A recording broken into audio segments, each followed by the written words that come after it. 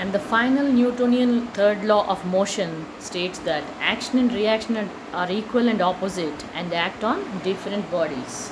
As we have already said, always forces act in pairs. The first law tells us about the relation of mass and also the force applied. The more the mass, the force required will be more. Lesser the mass, the force will be lesser, and the speed will be opposite to that of the force.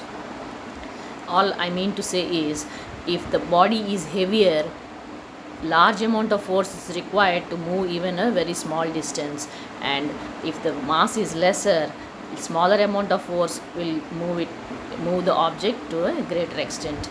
And that is what the first law says. And the second law is all about the actual definition of force has been given in the second law. It is nothing but the rate of change of momentum. And the third law does not deal with motion, it only tells us about the most important point, that always force exists in pairs. If a force is acting in this direction, then it is a positive force, and the one acting in the opposite direction will be negative force.